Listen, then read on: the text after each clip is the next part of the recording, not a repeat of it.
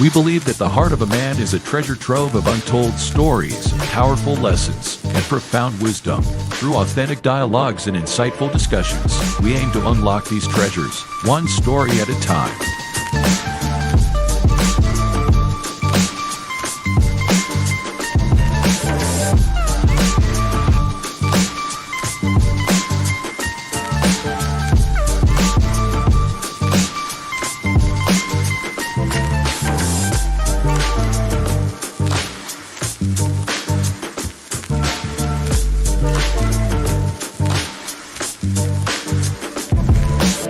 So, whether you're seeking guidance, inspiration, or simply a moment of reflection, you're in the right place. Get ready to be challenged, inspired, and transformed.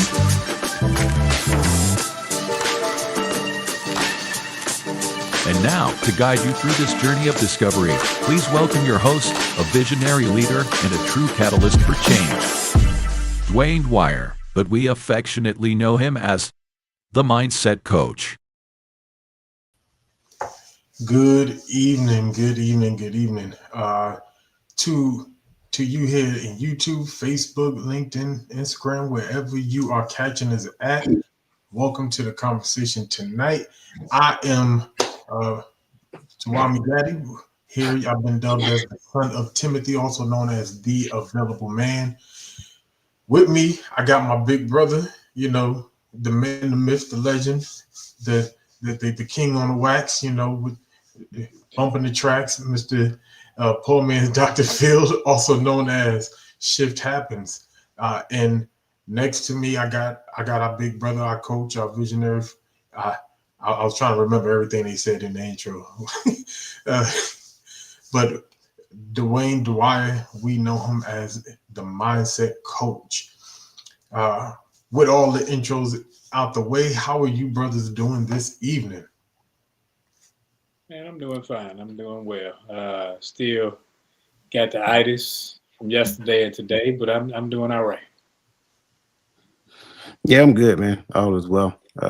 Enjoyed spending time with family and catching up and just sitting around in fellowship. That's always a plus. But as always, I enjoy being on here on Friday nights and spending time with my brothers and having these amazing conversations. So yeah, I'm good. All is well.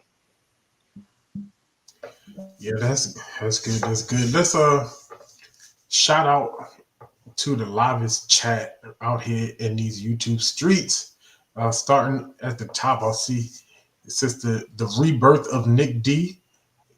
She's rocking with us this evening. Crystal Lynn, 970. Who else we got? We got Keys to Key Realty. Welcome, sis. Charlotte Jordan, always good to see you. His divine appointment, good to see you, big sis. Who else we got in the building? If I do not see you, who is that? R Robin Bauer or RBN Bauer? Good to see you. I don't know why every time I see it, I want to say Robin. If you are tuning in and I have not called you out because we don't see you in the chat, that's fine. Go ahead and get in the chat, say good evening, interact into the conversation. It goes down in the chat during these conversations, so you want to be tuned in to what's going on in there. So it is Robin. Man, I'm good sometimes. So with that said, tonight's conversation, it is Rewire Your Past in 7 days. A science-backed hack to erasing painful memories. Right? I know we live in this life and we live in this world and things happen. Some good, some bad. And some of these things sometimes weigh on us as we journey through life. Our decision making, our relationships, our abilities to cope in certain scenarios are all shaped by either lessons that we've learned, experiences we've gone through, and maybe trauma that has been endured. I know that this is a reality for many. And so with that, today, we're going to talk about how can we rewire those memories, right? Though there is no hack to completely erase memory, we will explore patterns and processes to awaken, suppress, or to weaken, suppress, or modify the emotional impact these memories have on your life. So, with that said, we're gonna go ahead and get into this conversation. Um, and just a general, brothers, when you hear a term like rewire your past, what is your initial thought that comes to your mind?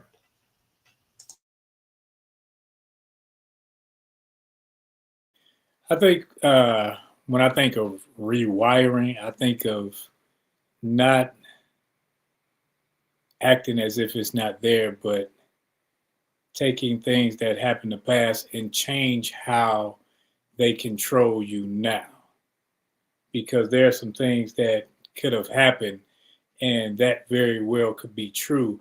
But sometimes we can keep ourselves in a certain place mentally, even physically, to keep us in that place where it hinders us from moving forward where we are now. Yeah, I would say that there is a pre-existing conditioning that may be interfering with the way that a person is trying to live their life or experience life and so forth and so on. And the unfortunate part of that pre-existing conditioning, it is responsible for the outcomes that you are receiving. So going back to rewire those pre-existing conditionings, it can be frustrating. It can be joyous. It depends on the person that you're dealing with. So yeah, that's kind of like what I say to that. I love it. That's I echo everything that my brothers just say. When I first saw the topic, you know, kind of threw me back a bit. But when I'm thinking about, it, I'm like rewire, you know, your past, and then it set me right there, like how I view those experiences, not necessarily how those experiences actually took place, um, and seeing things through a different light. So, with that said, there are three techniques that I found scientifically proven techniques. They said that actually affects this process. The first one is a reconciliation interference technique, right? Modifying established emotional memories. So this technique states that memory is not fixed. Every time you retrieve a memory, your brain temporarily unstabilizes it. This is the process called reconciliation, right? Um, so with that said, first question, brothers, what would you say the initial reaction would be when a person or yourself were asked to recall a traumatic memory? Generally, when a person is asked to recall a traumatic memory, they recall it through the lens of the emotional experience that they had. They recall the things that they remember. It does not necessarily recall the entirety of what actually happened. They recall the emotions that they have in relation to it. And unfortunately, depending upon who that person is and where they are in it, they sometimes get to the point of reliving that same pain that they experienced from the past, especially if they've never done the work to overcome that particular event. So it's a very slippery slope, and I think sometimes, and I've said this time and time again, I believe a lot of times when we share our stories, that's what we're doing. We're sharing our stories from the lens of the through the lens of the traumatic emotional experience, and not necessarily through the lens of the authentic truth of everything that happened in that particular scenario.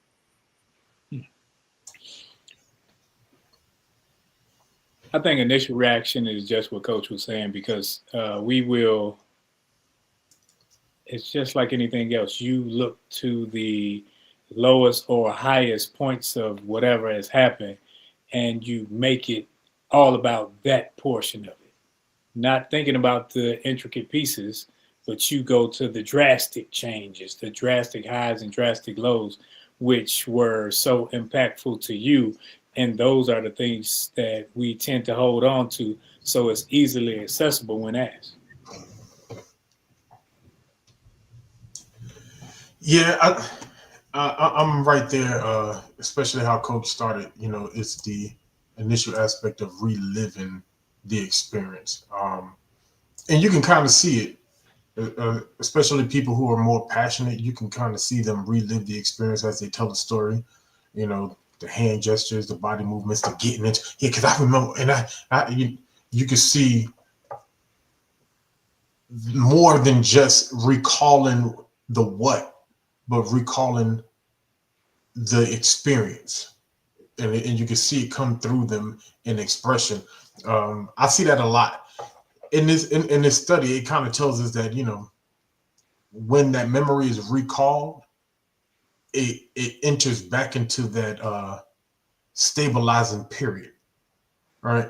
Um, and in that stabilizing period, that's when you can begin to interfere the reaction to the moment. Um, and I just wanted to point that out. That was something that I saw. So I think that's interesting to put in our memory bank as we move forward. Let me see. With that said, let's go to the scenario real quick. Scenario number uno. All right. So Michael and Lisa was out in a restaurant back in 1994. Pick the year, right? In Indiana.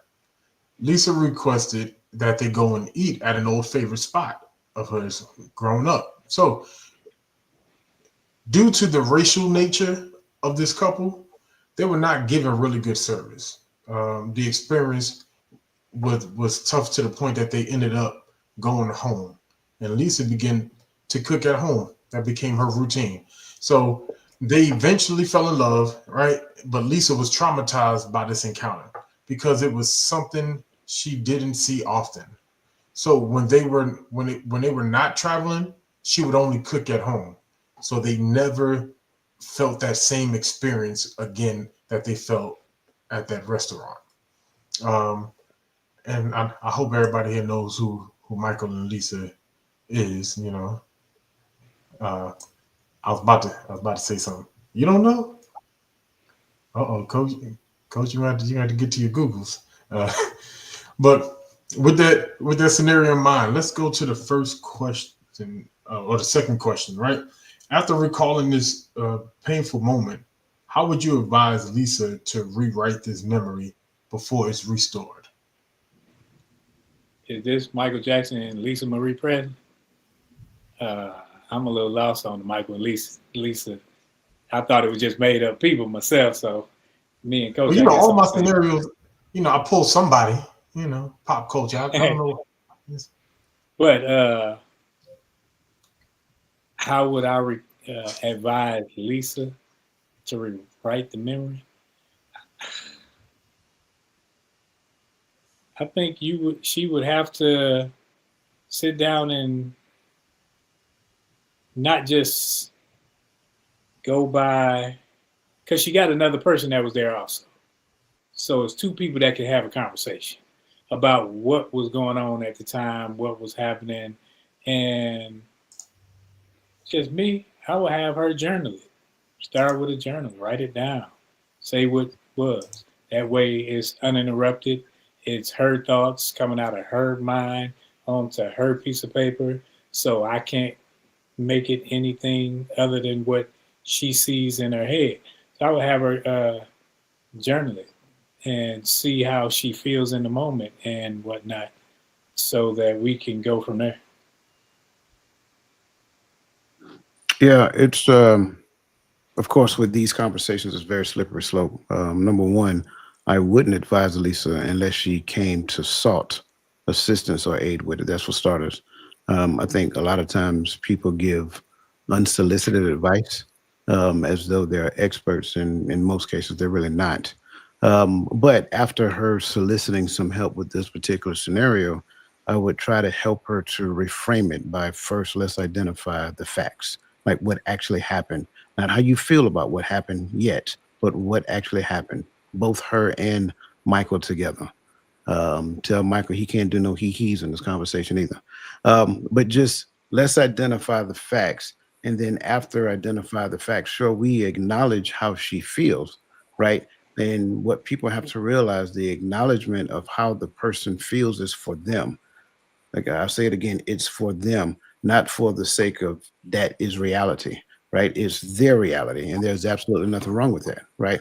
Once we acknowledge how she feels, then we can like reframe it to, instead of focusing on what actually happened, focus on the resiliency that they potentially shared in the midst of the situation, how they were there to ensure that they maintain their I don't know, I want to say professionalism, but this isn't a professional setting, but maintain their character in the midst of a situation. So that's kind of like how I would start off with that.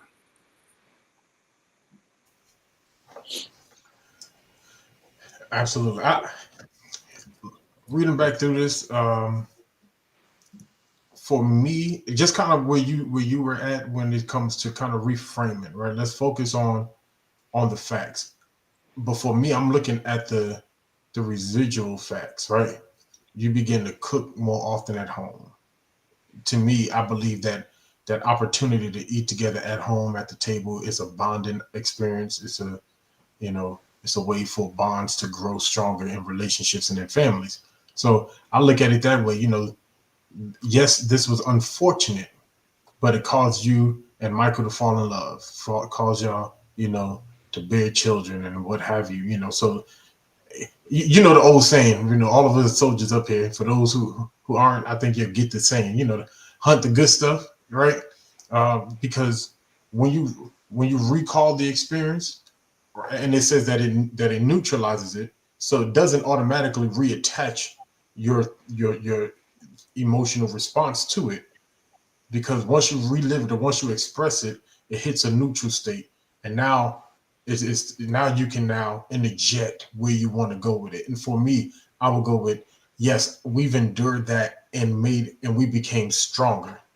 We didn't break, we didn't fall, we didn't fold, we didn't succumb to what other people wanted from us because, we don't look the same or what have you. That's kind of where I am with that one. Yeah. I don't know. That's a slippery slope for me. To take that mindset almost is like, it happened, and just like look past it. Look, that was them. That's not everybody. And that gives you the little niceties that you may have and may want to move forward in society. But it also can make you naive. It also can put you in dangerous situation where you think, well, oh, everybody ain't like that. And then your guards are down. Well, so that is true. And I think that's the point of recognizing and acknowledging how that situation made them feel, right? I'm sorry, made Lisa feel, not them. You recognize and acknowledge how it made her feel. And then from there, you can move on to the resiliency that they've experienced in that moment, right? And then that's the part where you can look at the result, to what Gaddy was saying. But you're absolutely right. You don't just like wash the whole thing away as though it never happened. That's the key behind acknowledging how the person feel. But if you never acknowledge how the person feel, if you go from let's look at the facts, okay, what's the lesson learned? Then it almost like disassociates the person from the event. And it's not that the event didn't happen, but the key is to recognize you're stronger than the event. So now this was the end state. This was, and it's not that you should fear going to restaurants. You may not want to go to that restaurant again moving forward. But what the key is, the idea is not for the person to create an event or traumatic event that is centered around eating out. And then they get to the point of never eating out again, kind of like some people are experiencing right now on the backside of COVID. Right. I remember an experience when I was PCSing from Jackson the Hood. I didn't know nothing about the South. I knew stories. I've heard people talk. I knew some history. All right, but I've never experienced anything other than South Carolina at this moment. Right. Been to Georgia a couple of times, at some parties, did some stuff. But other than that, I didn't know much. Yeah, I didn't say it was a good experience or good parties. You can take the hat off. No, but Hey, that's your traumatic experience. My bad. right. So, but I remember pulling over at this gas station, and I'm all of what 20, 22 years old. This guy come out. There's only like 2-3 pumps, and we in Mississippi, and this dark is all get up. But I know I ain't had no gas, and I needed some because it said after that it said next gas station 30 something miles. I was like, well, I don't know. Hey, AG lead the way. 290 right. Don't hate, coach. Don't hate. So this man gets to my car. He go, "Hey, sir, I think you got enough to get down the road." He's going to keep driving. I'm like, at first, like it didn't click. So I'm like, what? And I see these headlights go off. Come on. I was like, so he said 35 miles? 35 miles. So I beat feet down the road. Because in my mind, I didn't think I had enough gas. But when it really clicked what this man was saying, deuces. So I'm not scared to getting gas. Kind of like to where you're saying, right? So my lesson learned was to pay attention to where I stop. Right? I like to drive through the night if I'm gonna go long distance. That's just me. But 9 times out of 10, I know my routes. I know where I'm gonna stop at. I know where I'm going. Attention. I'm like, ain't nothing going on over there. Right. If there's nothing going on over there, there's no lights, and I don't see no people, especially no people that look like me. May not be bad, but I'm gonna keep on riding. But that's my lesson learned. I don't know if that's kind of where you were going with it, bro. Oh yeah, that's because everyone should have a semblance of situational awareness, even when we go through things. And I think sometimes an event can be made more than what it is by the psyche of the person. So yeah, y'all. Hey, coach, listen. You remember back in the day? Both of y'all remember back in the day when you used to have to go to what was that link we had to go to? The ArmyRiskAssessment.com. I had my route mapped out. You know, I had my breaking points and all that other stuff mapped out. But they didn't tell me right then there's a little city right off in the middle of Mississippi. I don't care how much gas you got, get through there with a prayer. But I didn't know. It just said that this was around the best time to stop. And that was just a gas station I saw. I was scared to run out of gas. So I did my little trip assessment. When I left my house, I would leave my house at like 4 o'clock in the morning. I'll make my way to I-10 and travel east on I-10. When I got to the Mississippi River, that big old bridge, Yeah, that's where I made my gas stop, my food stop, and everything right there. Because once we crossed that bridge, we riding. I hear that. Hey, it's crazy that all of us remember that same route.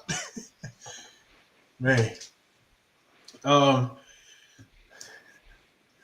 trying to look and see if we got something good. All right, so until this year, ooh, yeah. Listen, I don't even want to harken that, but I just want to put this out there. Can we bring up Miss Robin real quick? I learned about it many years ago, but just so people know, when you driving through the South, somebody put a PDF PDF book that you can probably download now or print out. But there's a thing where they have maps of sundown towns for each state. They still exist. I know a lot of people try to act like we don't live in those times or what have you. And this is not to, fear bait or anything like that. But if you can if you can look that book up and download it, right? It's like the green, yeah. And so you download that book so if you travel through the South, just go ahead and have that handy. See, you keep saying the South. It's not just the South, because I'm from northern Mississippi, Michigan, where it's the same. It's the same. It's a mentality. It's not a place. It's a mentality, and it's not everyone, but it's certain areas, and it's everywhere because of where we are. But like you said, don't want to make people afraid of traveling and things. Just be cognizant of where you are and your surroundings. Right. Right. Be wise as a serpent, but as gentle as a dove. But that don't mean be afraid. Yes, I do agree, Sister Lisa. Let's moving on to the next technique. This one is called extinction learning. This does not erase the memory itself, but it removes the fear response that memory triggers. This study says that repeat exposure to the initial trauma experience without the negative consequences can exterminate the fear attached to it. Let's go to this scenario real quick. Or is it with if you're familiar with it? Do anybody have any add-ons or takeaway from you understand that definition? Yeah, when I was still in and went through certain PTSD, I think they just call it PSD, whatever they call it now. But you know what I'm talking about. Trainings and with the therapy sessions and the everything, that's one of the things that they did, the whole exposure thing. Talk about it, write it down, listen to it. And I think it's a partial truth, but I think it's kind of limited also. I think that it's one of those things where it's not a one for all. It's not like that. But I think that when the government found something, they said, hey, we're going to run with this. And then it was all about that instead of doing its due diligence and seeing what was what. But it does have an effect, because certain things like that I did experience, I found that like being around certain things, it minimized the level of frustration, the level of anxiety that I had for that. Yeah. So to your point, the prolonged exposures is what they called it, really, to where trying to reintegrate you back into normal society, behaving normal and not being standoffish and things of that nature. And the way it works is that they would tell you to go like to a particular place, let's just say the mall or something of that nature, and you stay in the mall and see how long you can stay. And they'll come up with a goal for you to stay like 30 minutes, right? That's the goal. But your first initial stint, you might be able to stay like a minute. Then you're like, this is too much, I gotta go. And so you're supposed to document that, right? Then you go back at a later point in time and do it again. You're supposed to document that. And so ideally, eventually you'll get to the point to where your time being able to stay in there is increased, because now you are recreating experiences to where you see that there was no threat. You went there, you was exposed to it, and then you left under your own recognizance. Like no one forced you to leave. There was nothing traumatic that actually happened.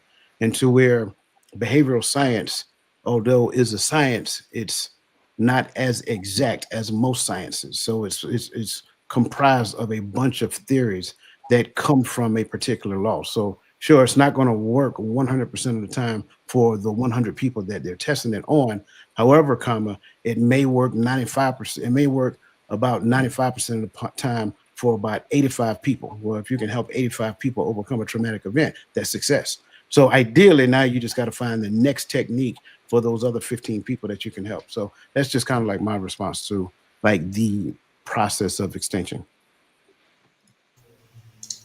I like that. I like all of that. Let's go to the scenario. Scenario number 2. Lisa ended up working through her trauma by using the reconsolidation interference techniques in therapy. And on her way home, she's on the phone with Michael so that they can plan a date night, right? She's ready to go out and hang out again, you know. And on her way home, a car pulls out and causes an accident, totaling a new car that Michael just bought her. So she was okay the rest of the day since Michael ended up driving, but she developed uh, amaxophobia, which is fear of driving, causing her to eventually start working from home and avoiding going places alone so that she didn't have to drive.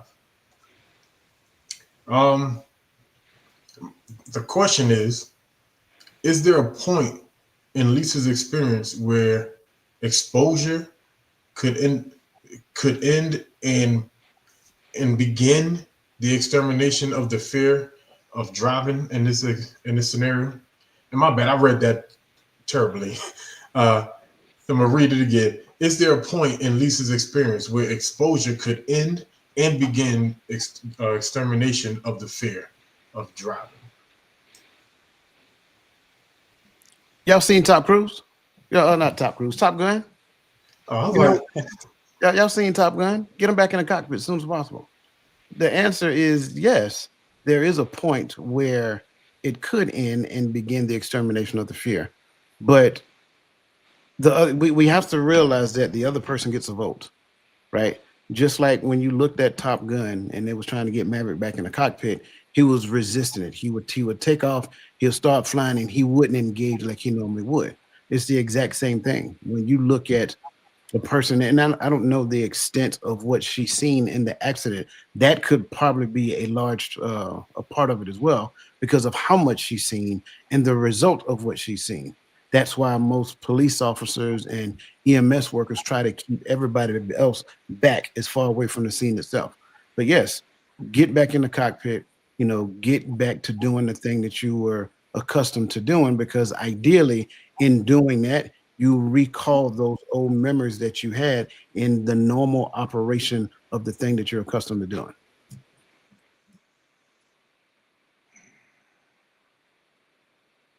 I'm about tired of Lisa. No, let me stop. Lisa is a little too sensitive for me. But is there a point that Lisa's experience where exposure could be and begin? Yes. I don't know. I think that as mere people and mere adults, I can't tell somebody what experience should be to them, but I think a sense of reality has to be in us all. So if my reality is, oh, I'm gonna crash every time, it's like you don't need to talk to me. You need to be talking to somebody with a couple more degrees, some letters behind their name. So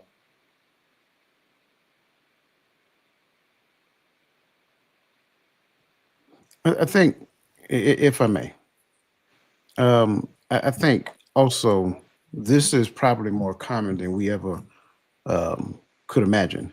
Um, you know, Look at how many accidents actually happen just within a year. Some people lose their loved ones, and some of these kids, man, they get in them cars and they get on the interstate and they want to do 100, 100 plus, and then they get in an accident. And trust me, that accident is severe. It's not like a fender bender. It's like at that speed, and I'm telling you this based upon something that I know happened to a family member. And this didn't happen to him, but the cop actually said that in that scenario, like, they were fortunate to not be wearing a seatbelt, because at that speed, that seatbelt would have done more damage than it did good.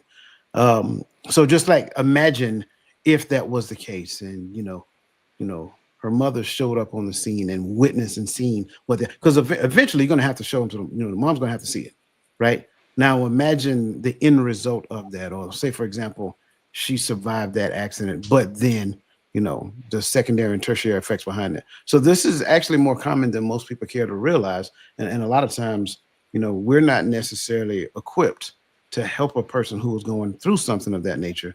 And we can be at times become a little insensitive to like what that person recalling, because that's a lot of times what people do. They recall the situation. They go back and they revisit the night when they seen that person, or the night when they seen the accident, or something of that magnitude. So I think when it comes down to stuff like this, you know, being able to listen and hear what another person is saying, like I say, and not minimizing how they're feeling, hearing it, but understanding that that's the feeling that they associated with that event, then help them to get that back to the point to where they can normalize life.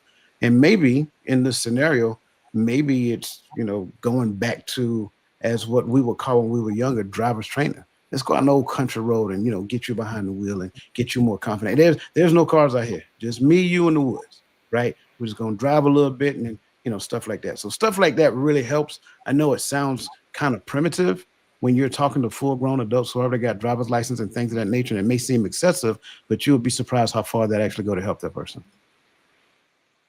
And I experienced something like this with my truck. When a couple of years ago, a woman T-boned me. I was driving down Hood Road, Hood Street, whatever you want to call it. And I'm looking at the lady. I'm like, I know she ain't coming through that stop sign. She came through the stop sign. She went around the car.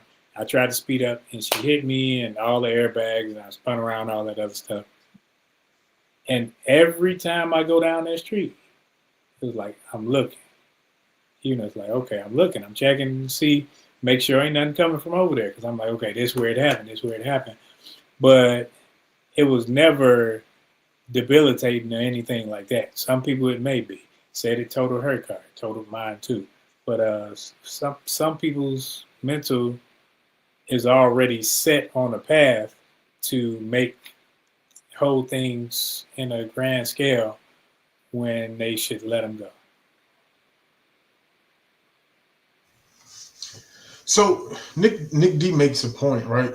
She says, if we could bring up her comment, she says, I can imagine that developing a crippling fear of something would make it extremely difficult to try it again. You know, on the flip side, we are not created to live in fear, so she could start with unpopulated area, and that's what Coach was saying. So I agree there, but on that first part, I have a question. How would you convince, and even Lisa in the comments, you know, who convinced you? How were you convinced to get back in the car, or how would you convince someone to get back after 5 years of fear keeping you from getting behind the wheel? How would that process look for you when you getting that person back behind the wheel?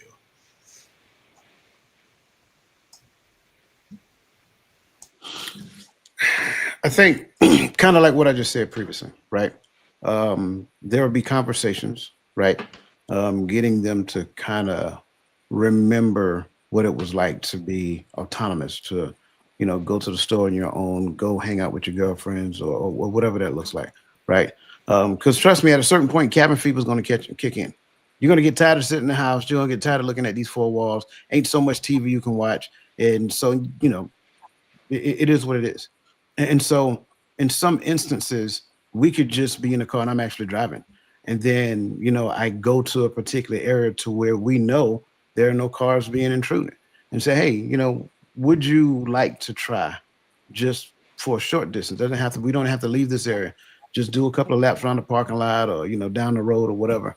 That way you're kind of comforting them into it, but not necessarily forcing them to do it. Right. Again, it's them that have to make the decision to move forward. You know, but the other side of that, if they're rejected, then you're going to have to be okay with them rejecting it at that stage. But the key for you is to not give up, you know, keep affording them the opportunity to move outside of that. And then once they do the first time, just kind of keep repeating the process. And then, like I said, over a prolonged period of time, they'll get to the point to where they may just want to go to the corner store. And there may not be any, you know, cars in your neighborhood to go to the corner store and back, but that's fine. That's a start. And then, you know, I think you'll be surprised at what actually happens. Like we're pretty resilient people. You know, sometimes I think this fear, this debilitating fear that, you know, Nick D made mention of, I think it does not give yourself enough credit of the level of resiliency that you actually have.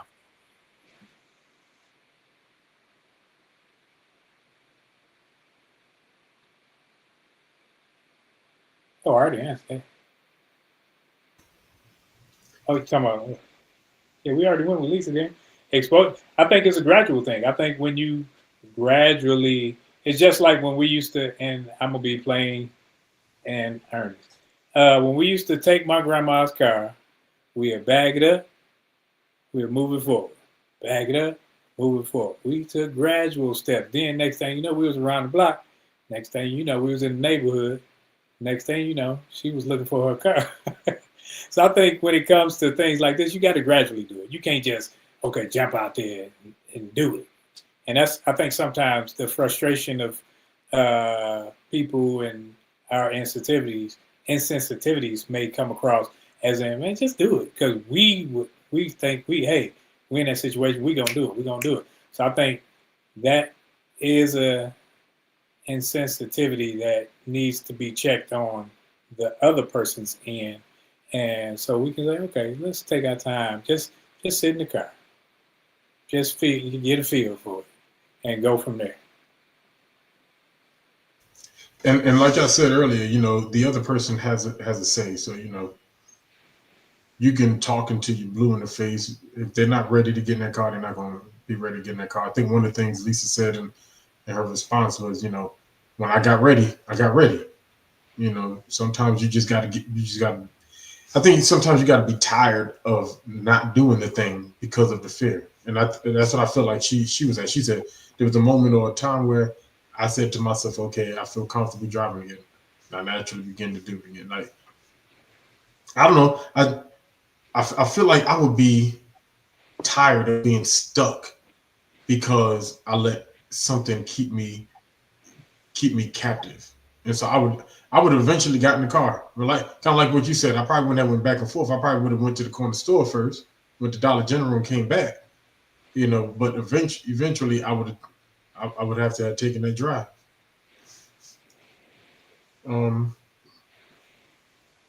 And Lisa, let me ask you, because you said Marines. Were you in the Marines or was your husband in the Marines? I think she was saying mine was after.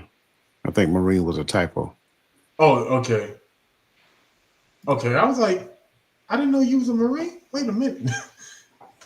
And I know you remember that one guy. He had a fear of driving, and then his friend put a cooler in the car. He said, nah. You remember the movie, man. Go ahead. And this is why we got points that we can move on to, Man, I think I wouldn't drive ever again if I already had a fear. You do that. Okay, yeah, so that was a typo. Yeah. Because I was about to say, I knew you was bad, but okay. All right. Let me see. Going on to the next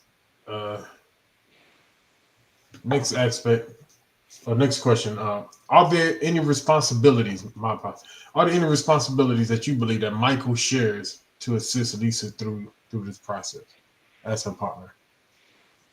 As a partner, I'd say patience. I would say a semblance of understanding. I just start with that. Yeah, I definitely agree. I think along with patience and understanding, and again, I can't remember if Michael and Lisa are married or not. But like I tend to say, her success is his success and his success is her success. So if she is handicapped in any way based upon some type of event that she experienced, then that's handicapping to him as well. And you have to see it that way. Because if you really want to be logical about it now in this particular state, anytime she wants to go someplace, you are now her chauffeur by de facto. So, and it's not that you don't want to be her chauffeur, but let's just be honest. There are times that you don't want to be her chauffeur. And then there are also times to where you have to realize that she may not necessarily want to be chauffeur, but because of this fear, you have to be the chauffeur. So yeah, there's a responsibility there. Not just the patience, not just the understanding, but the progressive nature of her deliverance also becomes a part of his responsibility simply because they're partners. I like that. I like that. I think I'm right there. Someone said encouragement, right? And so with encouragement, I would say by way of expressed understanding, having understanding and actually expressing that, is a different thing. Letting her know that reassurance, like, hey, it's all right, I got you when you're ready. Because if she feels like she's being pushed in the car, she might regress. She might go backwards. She might not ever get in the car. Now you stuck. She's waiting on you everywhere she got to go. So yes, let her know that hey, I get it. You might ask, you want to drive? No, I'm not ready. That's all right. When you're ready, you just let me know, and we'll take baby steps. Talk her through. Letting your partner hear that you understand. I think that goes with that would help along the way when you actually begin to start to encourage them to get in the car. They'll trust getting in the car because they trust you through this process.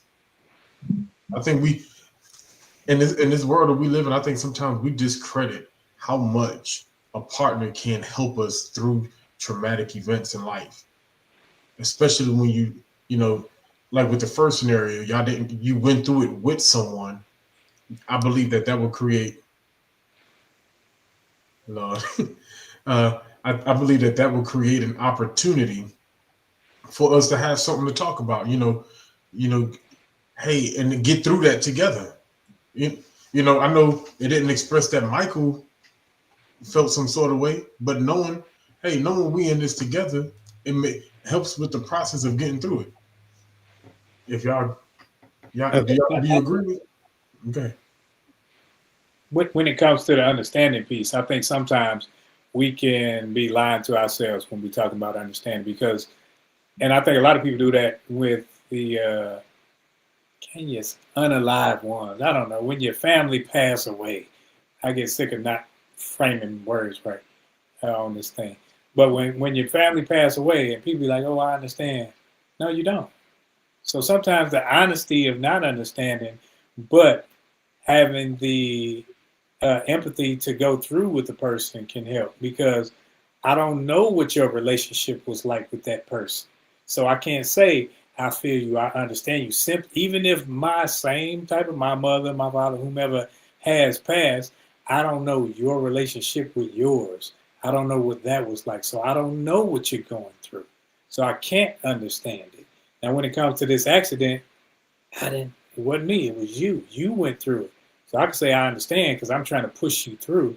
So then I'm starting to gaslight and all this other stuff to get you to do what I want you to do naturally. Yes. Yeah, I can see that. The part I was going to add was in relation to what it looks like when a person is trying to overcome something like this. And then you experience frustrations in the midst of them trying to overcome it because they're not necessarily overcoming it at the rate that you believe that they should be overcoming that thing. Um, let's be honest, it can be frustrating. I think that's important for everybody to recognize. But that person that's going through it, they may not recognize how frustrating it can be to their partner. I don't care who you are. When you get of a certain age, you're going to end up depending on somebody. And trust me, and I think some of us may have already experienced it when you had to take care of, Pawpaw and, Big Mama or whatever that looked like. Um, Even though there is joy in doing so, there are times that you may experience some frustration. You got to be careful not to impose those frustrations on that person during that particular point in time. Now, there's also a certain point where there becomes a level of dependency as well. So now you have another slippery slope you have to be careful of. At what point does me doing what I'm doing for you in this particular scenario, me becoming your chauffeur until you get to the point that you feel like you're ready to drive, at what point is it more of a dependency thing instead of a progression thing? So I think before situations like this start, and I'm glad we start talking about relationships. I think before situations like this happen, there has to be an establishment of what a relationship looks like to where we can have these honest bouts of communication. And I think too many times we create this scenario to where honesty in relationship is not necessarily warranted, even though we say that's what we want, until somebody decides to be 100% honest with you. And then you start, acting a particular type of way or whatever the case may be. So the question has to become, do you really want a healthy relationship, or do you just want the relationship of your dreams, which equates to some type of fantasy world? Because when this happens over here, and that's either coming with age or a traumatic event, and that other person needs you, can you be there for that person? And by that same token, express the patience, express the empathy, minimizing the fact that at times you're going to be frustrated, but recognizing taking care of them is a little bit more important than your frustrations at this particular point in time, and have a healthy outlet to where you can express those frustrations, but don't make them feel bad about what they're going through.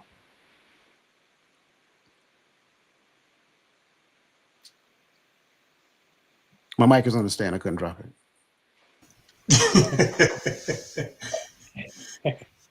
I thought Rose was coming back.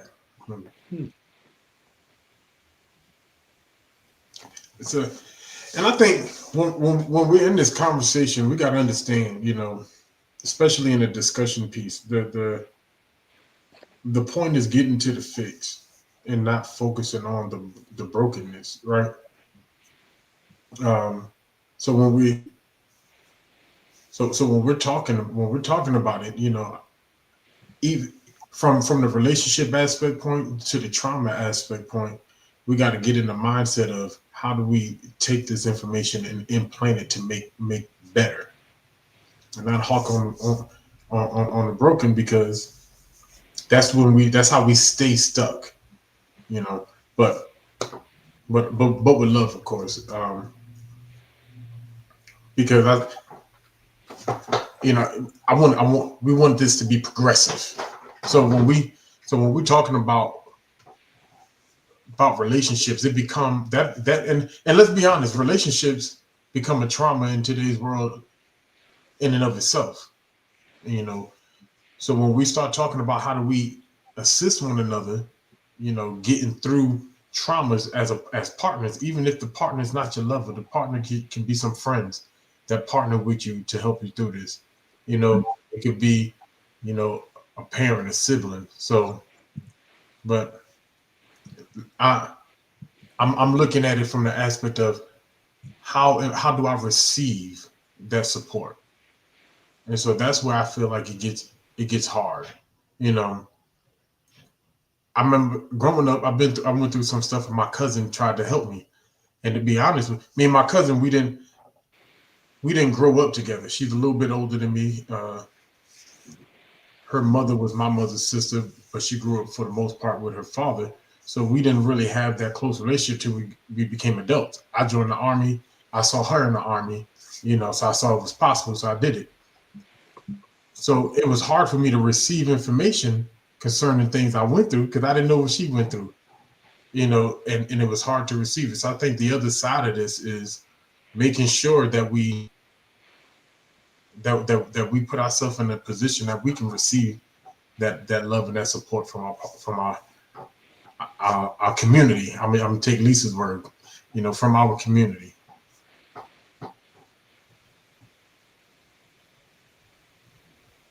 Yeah, absolutely, Lisa.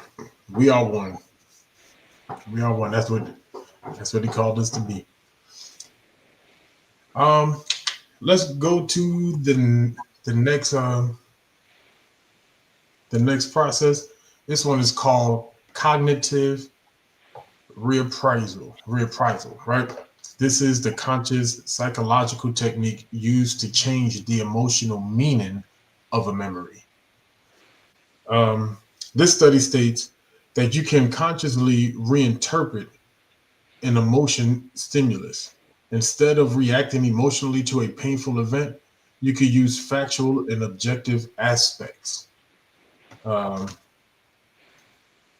so far, what are your thoughts just on the definition? Has everybody here heard of cognitive reprisal?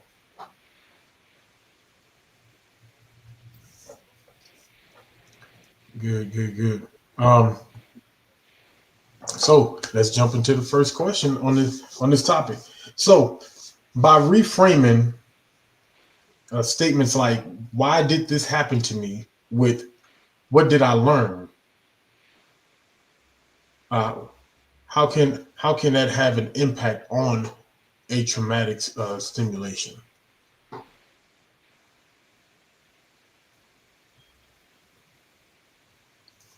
Just looked it up. Hey,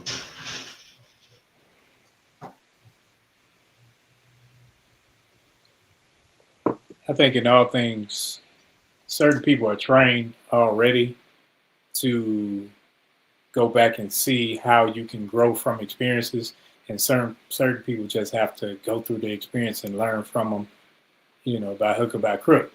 I think that with this, when we reframe it, we're looking at it as, okay, something could have happened, but don't personalize it. Some things we can personalize, like, oh man, this happened to me, and da da da. And what you're doing, you're starting to pile things onto yourself, and you're taking on weightier things than need be, instead of saying, man, yeah, this happened and that happened, and leave things in their proper perspective. And I think a person that's trained in said areas can help you place things in proper areas where they need to be, so that they aren't weighty on you, and you can actually handle piece by piece instead of trying to eat the whole elephant at once. Yeah, I think what we have to understand is that we assign meaning to things that happen in our life. And a lot of times when we tell stories from one or two perspectives. Either we're the hero of that story or we're the victim of that story. When we get to the point of reframing it, um, rejecting the victim perspective, then we can get to the point of understanding what that situation could have taught me if I looked at it from that perspective. So it's like, instead of it happening to me, what is happening through me? Like, I give everybody a perfect example. Y'all remember years ago, it was a common thing to hear somebody say, "It's the man that's holding me down." Okay. Now, of course, the proverbial man is ultimately the system. Is there a system in play? Sure, it is.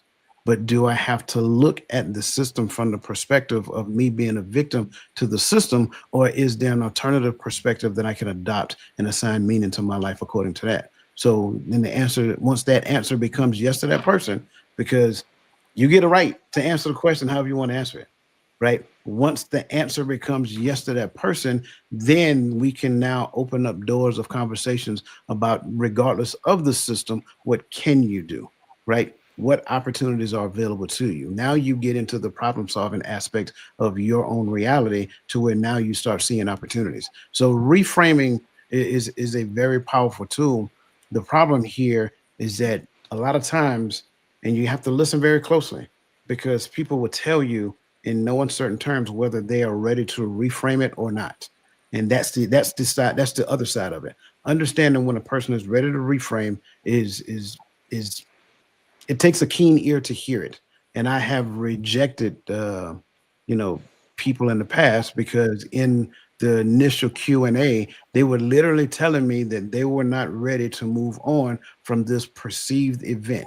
And once I got that clarity from them, out of them, my next statement to them is that I can't help you. You need to go seek therapy, because that's what you want in this particular point in time. Now, alternatively, could they have opted to move forward? Sure. But they had assigned meaning to that event, and they wanted to talk about that event and how that event made them feel. And it's not that talking about the event and how the event made them feel wasn't available on this side. It's just that they weren't ready to come to the other side of it yet.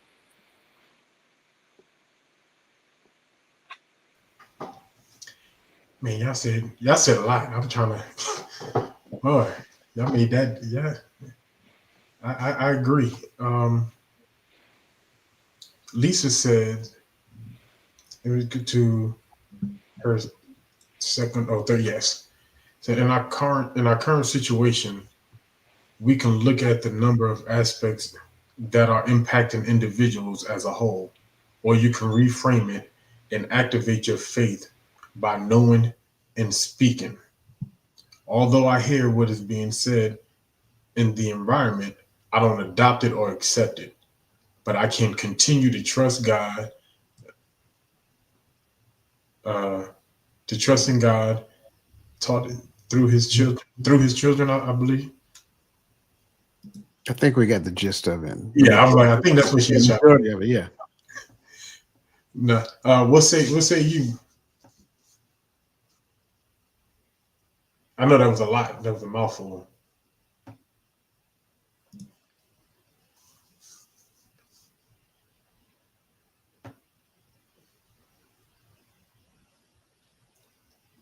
Because I like something you said, Coach, but I want to pull this out because what you said leads into the next question. So I think we do have to have a holistic approach. That's why we can't approach every situation the same, every person the same. So if you've gone through something, doesn't mean that I'm going to take it the same way. I'm going to handle it the same way. But I think sometimes that's what we do. We say, okay, I read this book and this says you should be here. That's what we used to do in the Army as medics. We used to have an algorithm. They say, yes, go here. They say, no, go there and whatnot. I think we try to treat people like that. And when you treat people like that, it's not treating the person, it's trying to treat every person as the person. So I think that when you look at who the person is, what the person's gone through, and not to break them down, because that you don't want to somebody. That's what they tell me when it's. I'm being funny when I say this. They tell me you therapize too much. I'm like, okay, I'm therapizing again then, because I try to understand pieces. I don't try to, and I ain't trying to break down the whole. I'm gonna break down this piece over here first and deal with that. Yeah, but I believe that is a holistic approach. You know what I'm saying? But and going back to the example I used, um, sure, the system is there. We don't reject the fact that the system exists. We don't reject the fact that the system was not made for equality. We don't reject the fact that certain people get certain privileges that other people don't. We don't reject those at all. But then by that same token, going back to Lisa's point, why focus on that?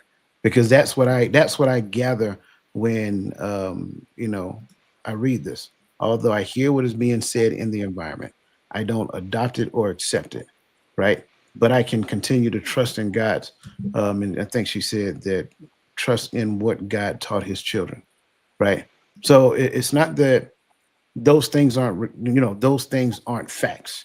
True, they are facts, but I don't focus on that. I focus on something that points me in the right direction, points me in a direction to where I am supposed to be moving forward and not necessarily being handicapped under the thumb of something that was created that didn't necessarily have me in mind. So I think that is taking a holistic approach. I think when you look at proportionality, I think there are some people who want to focus on, acknowledge, address, talk about, so forth and so on. And they spend so much of their time focusing on this that they can't even see this. And then the other side of it is that there are some people who don't want to see this at all. And then they focus on this. And this right here, even though is more productive for them in nature, it does not necessarily address the compassion that we need to have for people who are still focusing on this. So I think the more holistic approach is recognizing, acknowledging, but still focusing over here.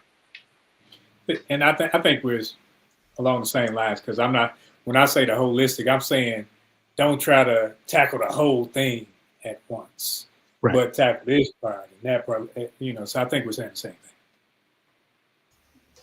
yeah, I think when we talk about people who therapize too much, I've learned, and this is just in my experience. Y'all can correct me if I'm wrong. I've learned that a lot of extremely educated folk, and I'm not talking about, you know, anybody here. Some of us went through school and life at the same time, right? Some of us got degrees while still being in the army, but we had a young adulthood. A lot of people spent a lot of their young adulthood in school and in some more school, and they come out as a full grown adult, finally entering into the world, right?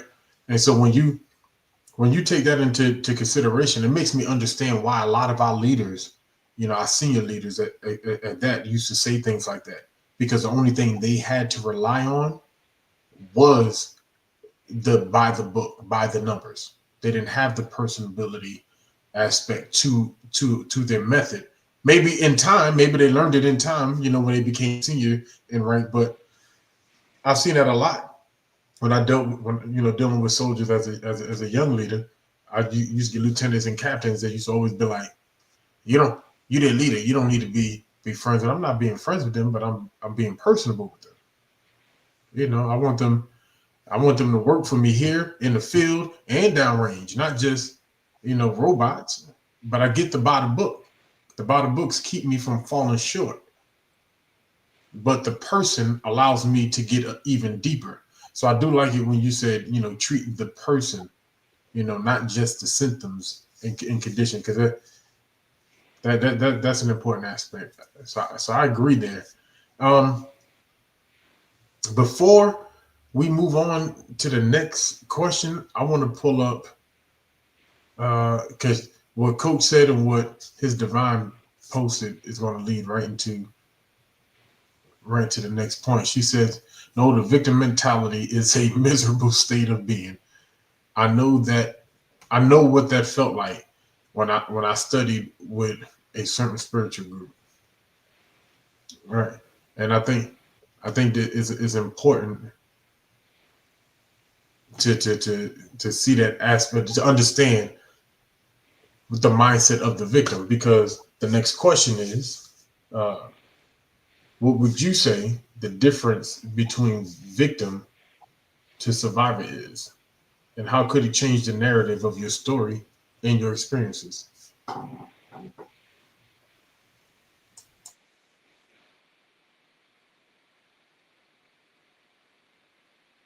What's the difference in a victim and a survivor? I think focus, where your focus is. I think if your focus is destructive in nature and what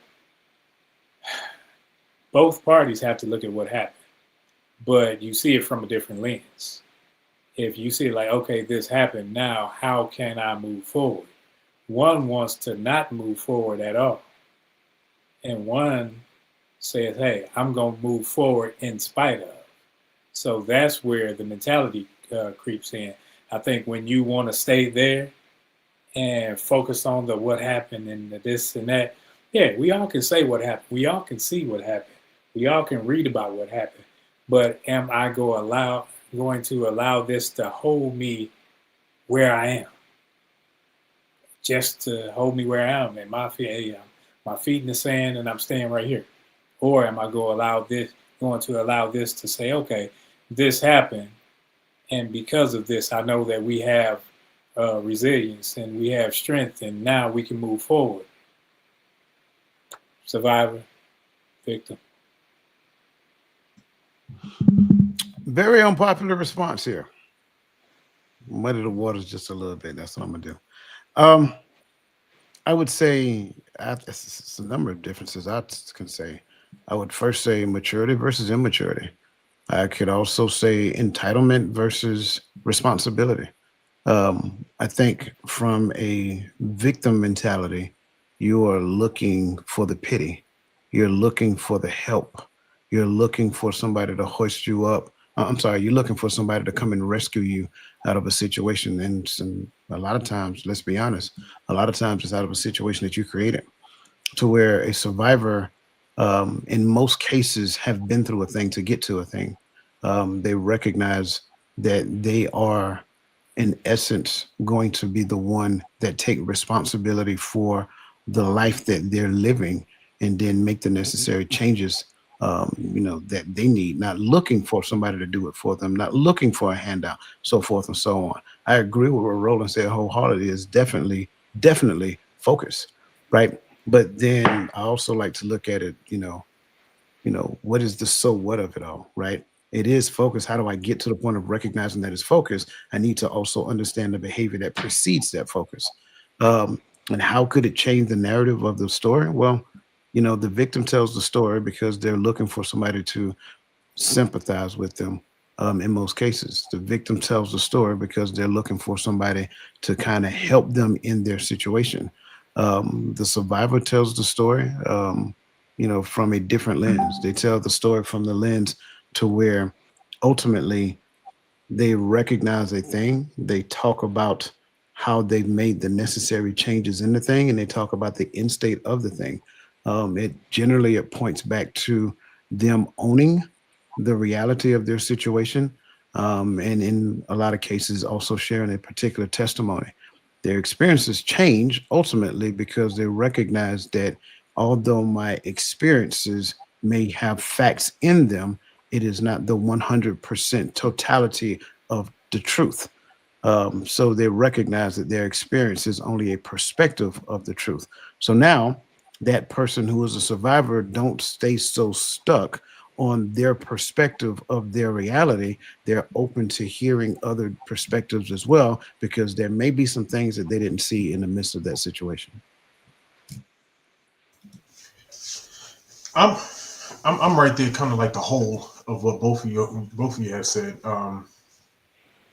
And I don't think it's new to this group of, as far as what I believe, what I see, and how all that other good stuff. And I only use that for a reason, because the first time someone came to me and tried to say, "Well, you know who the people of the Bible is," right? I was like, "And," right?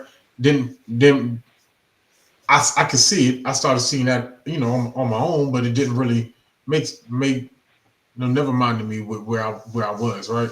And then, in about 2016, I had a group come to, and it was just this happened to us. You see this happened to us. This happened to us.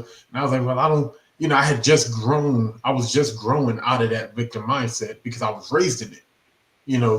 On the statement you made earlier, the man holding me down. That's all I heard growing up. Why you joining the man's army? Why you doing this? And why, and I understood that. So I didn't want to hear that either.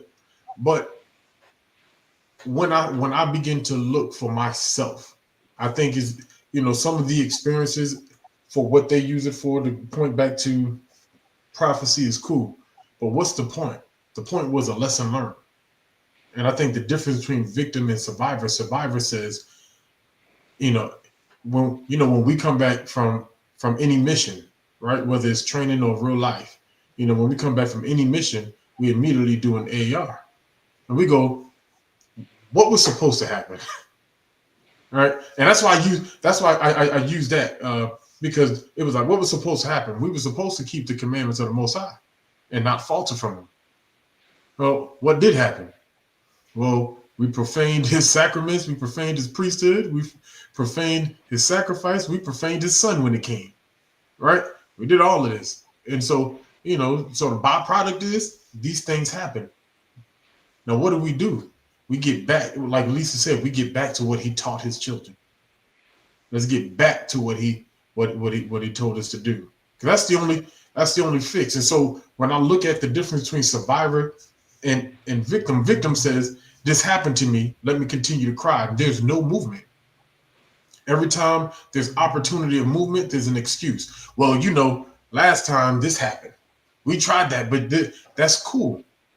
But where do we go now? And that's why I think the survivor changes the aspect, is where do we move knowing this? Knowing that we made it this far.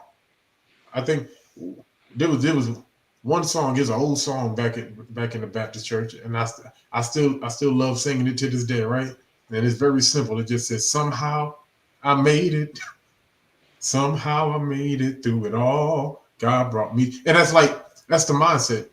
I don't know how I made it, but I made it. But now what do I learn from it? And where do I go?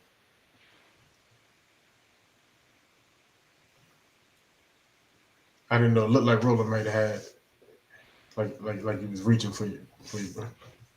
My Trying to bad. I find didn't that look scene. about to see if y'all about to tap in. um, moving right on along. Next question. And I think we answered this question, but with everything that we were talking about, especially with the victim mindset, and I asked this kind of where we ended up going, right? Is this true for both individuals and community, or is there any slight differences when we talk about mindset? I would say it's true because a community is built up of individuals, and you got to start at the lowest level and work your way up. You can't just say, okay, I'm gonna just throw a shotgun blast out there and hit everybody. You got to do. Sometimes you have to do one at a time. Sometimes you have to do small groups. Sometimes you have to start lower. You can't and I think that works. So I think yes, it may be on a micro to macro scale, but yes. Yeah, I definitely agree. And I've been talking about this for a while now. If we want to change um, anything larger than the foundation, you have to go back and fix the foundation before you fix anything larger. So it's like pointless to talk about the community if you're not doing anything to fix the family. It's pointless to talk about the church if you're not doing anything to fix the community. It's pointless to talk about politics if you're not doing anything to fix the church. It all leads in succession. So the bottom line, if you want to understand the issue with politics, you want to understand the issue with church, you want to understand the issue with the community, look at the family. We do not respect what family means any longer.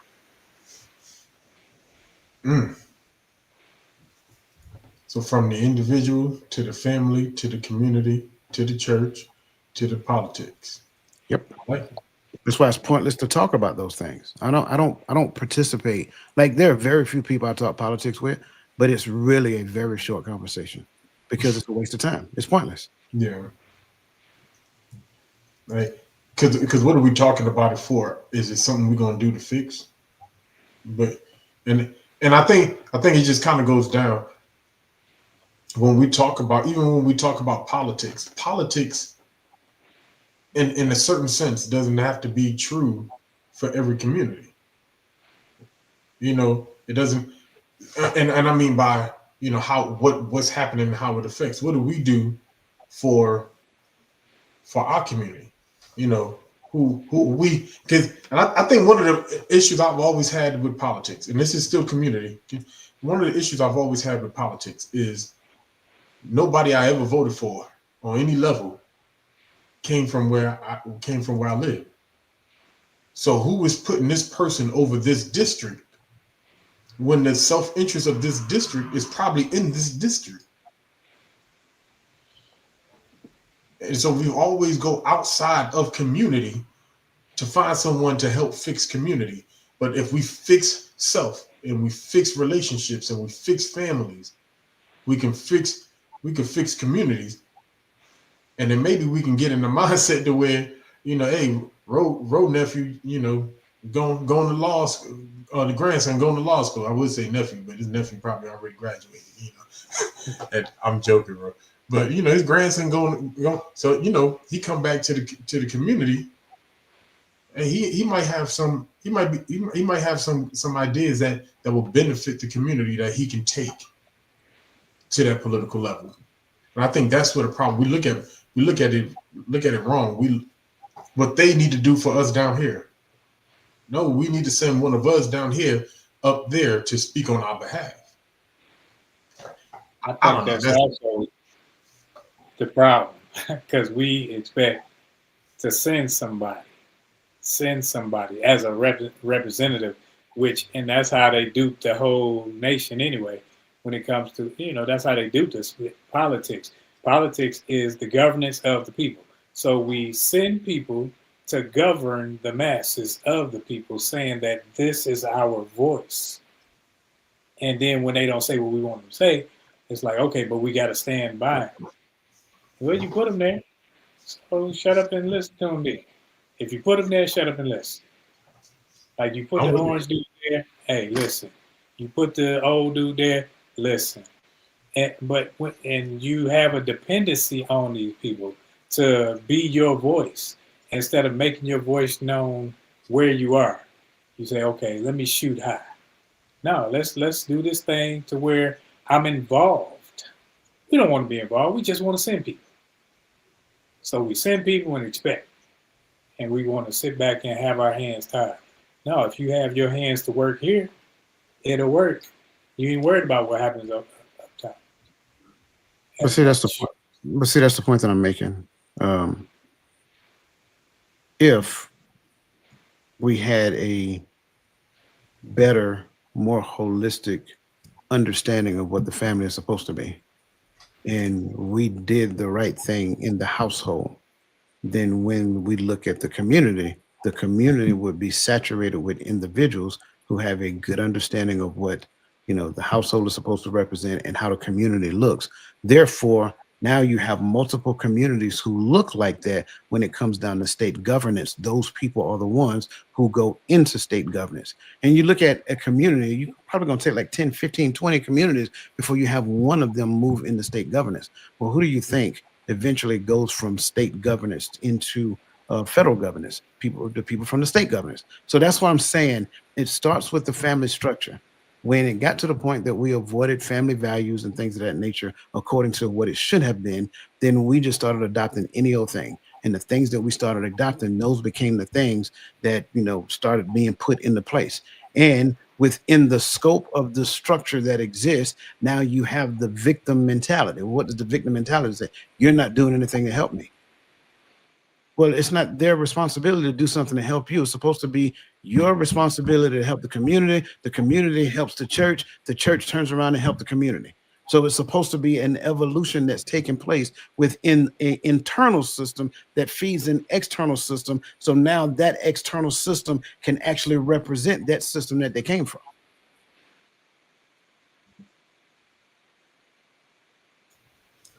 I like it. I like it. Listen, I said let's get it together. One of the things I'm gonna say this before I move on. One of the things that's been on my mind all the time is we have a lot of people who have a lot of good ideas about how to move back to community and how to get things right. But I think the problem is we expect people who don't want to get things right to be a part of that community. Move forward with the like-minded folk and leave who want to be left behind. That's the only, I'm not going to get theological, but that's the only real left behind. Leave those folks behind that want to stay behind and move forward with the community that is ready to move. I think that's the reason why, who was it that said, are you going to put talking about it into action? The reason why I never go into action, because we got a bunch of folk who ain't ready to put things into action. We keep trying to bring folk who want to stay in that mentality. I know you love her. I know you love him. I know you raised them, but they want to be left. And the only way to fix the community is to reshape it. Y'all know we can stay there. I know. So we're gonna shake it and roll on. Last question. Since we made it this far, let's get it to the last question. It says, given the two events Lisa went through, how could she apply lessons learned instead of trying to totally erase the memory?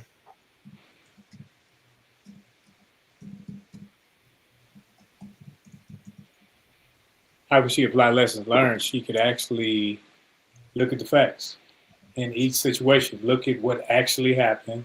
Look at her reaction to what happened. And look at the fact that she's still here to talk about it. So now, instead of totally erasing it, she's like, man, yeah, this did happen. That did happen. I'm still here. It's like the Chinese kid on Hango. He said, but did you die? I know I can't say that out here. Whatever. Too late. I'm about to say, bro, we did. Hey, I'm about to talk like I talked to Coach last podcast.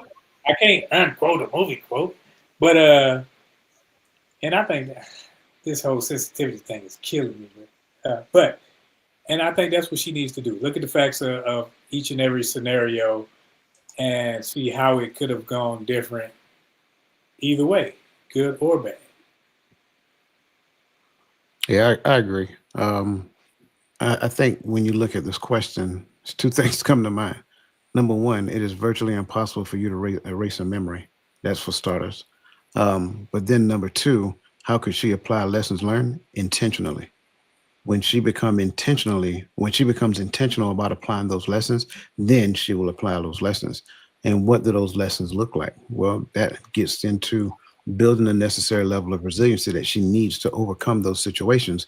And then if she really wants to progress in nature, go ahead and teach those lessons to other people who may be suffering from the same thing that you've been through. I think that's how you apply those lessons. I agree. I agree. I, I love it. Um, look at the facts. Let's look at the whys if there's a why. Now let's look at the first event. For me, I get where Roland go, and I agree with what Roland said, but I don't think change happens by tucking tail and hiding. You want? I'm just gonna go. I'm gonna keep going. I'm keep going out, going out to eat. I'm gonna learn, like you said. I'm gonna read the room, learn my environment, know where I'm at, know where I'm going. You know, and move accordingly. But I'm not gonna tuck tail and hide. You know, we have the stories we have of some of our ancestors who endured, you know, physical harm to make a statement. And those things being recorded, I believe, help shape a different mindset. And even people who think like that, they think twice before acting on that intrusive thought, you know, because they understand the mindset or the repercussions that can come behind it. So, man, this conversation started really getting good as we got closer to the end. I do appreciate you all and you in the chat for keeping us lit, keeping us live. So with that said, I don't know what just happened. So with that said, we are at our bittersweet moment where we are moving over into our final thoughts.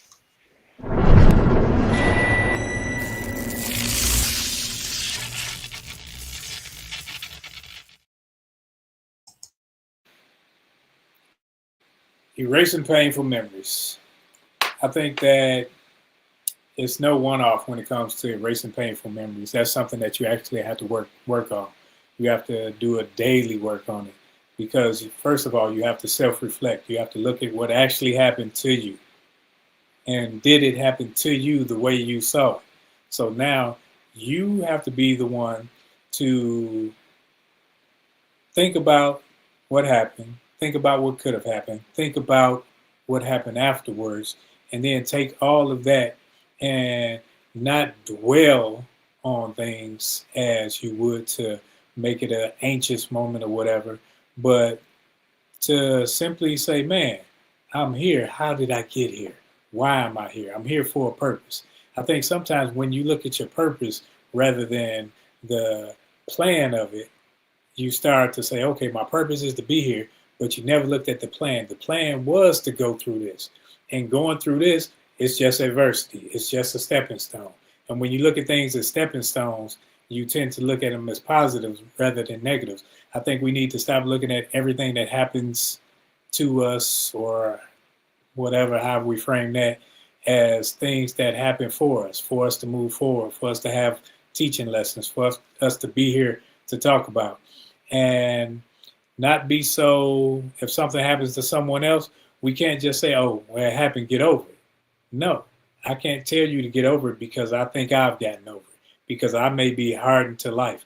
I may have had an upbringing that says, okay, it happened, get over it. You know, it's just another scar. Whereas that other person may have to go through it and learn from it a different lesson, and so that they can have a different teaching point. But when we start small and work on the small tasks first and build our way up, it's the same thing we can do in society and have our societal ills actually taken care of and handled before we go forward and start complaining about what is and what was.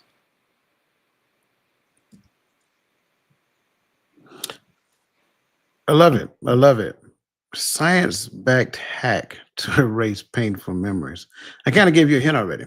You know, you can't erase memories, right? So I guess what we are left with doing is erasing the pain. And this works regardless of what the memory is. It could be a bad breakup in a relationship.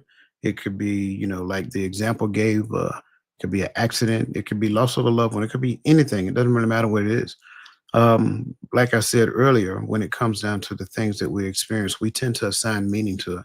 So here's what I want you to do: get you a pen and a piece of paper and write it down. Write the event itself down, regardless of how you feel about it. Don't add any adjectives, adverbs, or superlatives to it. Just write it down, right? Then, after you write down the event, identify the facts that led up to that event, right? Are there facts that led up to this particular event? And I want you to capture as many facts as you can possibly capture, right?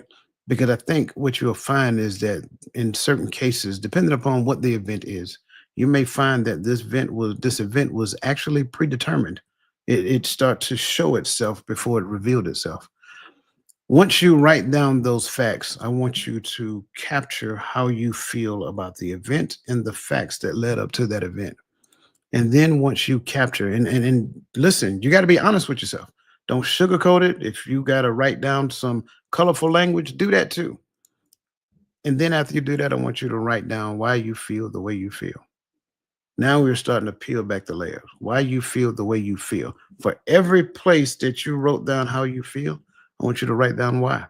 Because once you start identifying the why, I don't know isn't an answer, by the way, but once you start to identify the why, now you're really starting to peel back the layers of what's going on internal to you. Again, identify why you feel the way you feel about this particular thing. I guarantee you, when you start writing those things out and you start looking at it, you'll be like, wow, I see why I feel the way I feel. Now, the question that you have to entertain from that point on is what reality, different reality, by the way, what different reality is available for me to observe in the course of this situation? If you do those things, you'll start looking at things differently. And that's my final thought. And all great points and great thoughts. I thoroughly enjoyed listening to my brothers conversate on this. For me, I would say the only fear that the scriptures speak of to me is the fear of the Lord, being the beginning of wisdom. Other than that, I know things happen in our lives. I know situations have happened in our lives. I know things were said to us. People walked out. People passed on, and we have to live with that. But the question is, how do I choose to live with that? Some people have an automatic response, but for me, I had to get to a point in life where it's like, how do I want to live with these experiences? Do I want to live as a victim to my experiences, trapped, not allowed to move forward, not allowed? Because I'm telling you, when you allow it to become a fear, it actually takes control of you. It keeps you a certain way. The reason why you may get angry when people try to say things to you is because, hey, I'm trapped by this experience. And so I don't want to talk about this. Don't ask me questions about this. And so now my behavior is based upon my trauma. No, you should be able to choose how you want to live. Do I want to live triumphantly, or do I want to live in captivity? I choose triumph.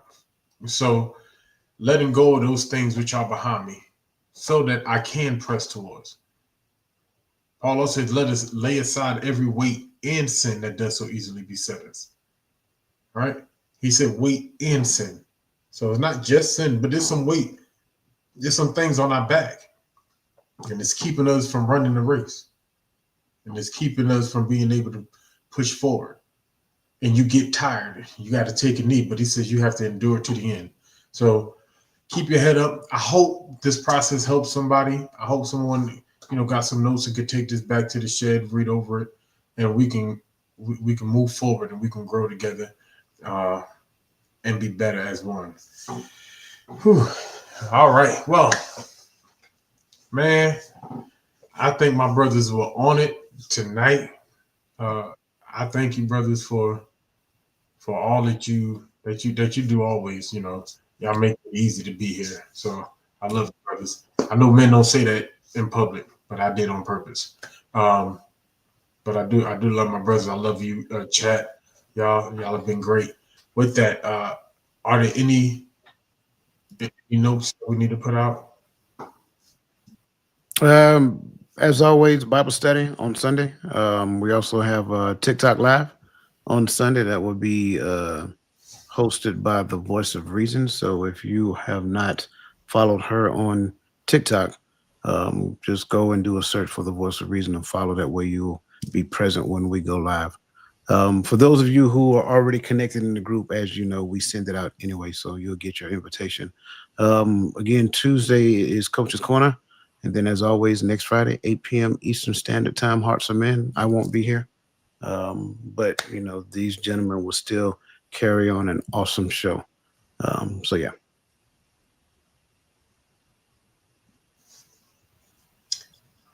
Thank you. If you didn't get it all, I don't know why I was looking for a role to have a response. It was notes. If you didn't get all that, please go ahead and scroll back through the chats.